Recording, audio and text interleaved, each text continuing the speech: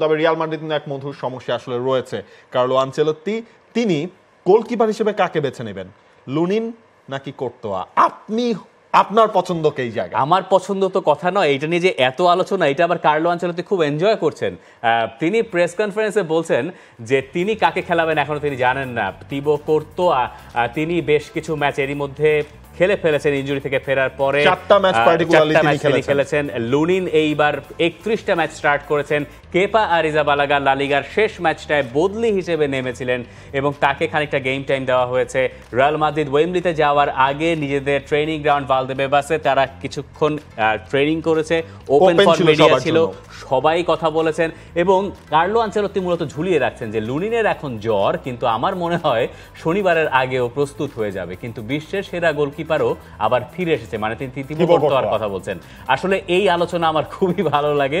যদি আমি বলে দেই কে খেলবে তাহলে তো আর মজা থাকলো না। ইনফ্যাক্ট তিনি যেটা বলছেন যে ম্যাচের আগে তিনি আসলে ফাইনাল ডিসিশনটা নেবেন। দেখেন থিবো কোর্তোয়া যখন শুরুতে ইনজুরিতে পড়লেন, লুনিন তো হচ্ছে রিয়াল মাদ্রিদের স্কোয়াডে আগে থেকে আসলে ছিল, কেপা আরিজাবালাগাকে আনা হলো।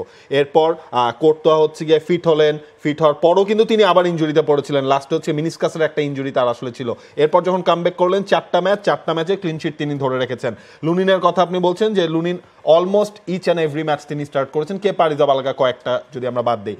লুনিনও কিন্তু হচ্ছে গিয়ে আপনি যদি দেখেন রিয়াল মাদ্রিদ এই সিজনে লা লিগায় সবচেয়ে কম গোল কনসিড করেছে, 17টা গোল, 10টা ম্যাচে লুনিন ক্লিনশিট ধরে রেখেছে।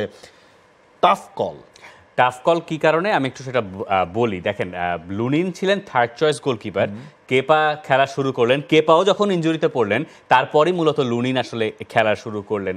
তাতে হয়তো কেপারও খানিকটা দায় আছে যে তিনি ভরসাটা অর্জন করতে পারেন নাই।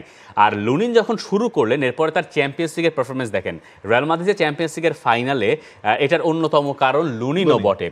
তিনি লাইপজিগের সঙ্গে 2 লেগেই দুর্দান্ত করেছেন, তিনি ম্যানচেস্টার সিটির সঙ্গে ভালো করেছেন, টাই ব্রেকারের হিরো কোয়ার্টার ফাইনালে, সেমিফাইনালে তারা খেললো বায়ার্ন মিউনিখের সঙ্গে, সেখানেও তার কিছু ভালো সেভ আছে। তো এইরকম পরিস্থিতিতে যে মানুষটা আপনাকে এতদূর নিয়ে এসছে, এরপরে ফাইনাল ম্যাচ, কিন্তু এটা তো রিয়াল মাদ্রিদ, এটা একটা প্রতিষ্ঠান, তারা আমাদের মতো ইমোশনালি ভাবে না। আমার ধারণা থিবো কোর্তোয়া স্টার্ট করবেন এবং তার ক্লিয়ার ইন্ডিকেশন আসলে কার্লো আনচেলত্তি বেশ কিছুদিন ধরে দিয়ে আসছেন। এই যে ঝুলিয়ে যে রাখছেন এটার কারণ হচ্ছে তিনি আসলে কোর্তোয়াকে খেলাতে চান। আমি একটু বলি তারপরে, কারণ তিনি বেশ কিছু ম্যাচে বলেও দিয়েছেন যে তার কোন গোলকিপার কোথায় খেলবে, কিন্তু তিনি এখন কিন্তু বলেন নাই, তিনি এখন ঝুলিয়ে রাখছেন। এবং দেখেন আপনি হচ্ছে গিয়ে সেই ম্যাচটা যখন হচ্ছে গিয়ে ম্যানচেস্টার সিটির সাথে বায়ার্ন মিউনিখের সাথে সেমিফাইনালের আগে, তখনও কিন্তু তিনি বলে দিয়েছিলেন কে খেলবে, লিগের ম্যাচে কে খেলবে সেটাও কিন্তু তিনি ক্লিয়ার করে দিয়েছেন এবং তখনও কিন্তু তিনি ঝুলিয়ে রেখেছিলেন যদি ফাইনালে যদি ট্রু হয় ফাইনালটা আমরা পরে দেখব। সুতরাং কার্লো আনচেলত্তি সেই জিনিসটা ঝুলিয়ে রাখছেন।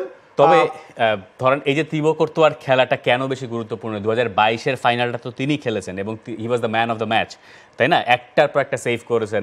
কোনো রকম কোনো ঝুঁকি রিয়াল মাদ্রিদ অন্তত পক্ষে চ্যাম্পিয়ন্স লিগ নিয়ে নেবে না।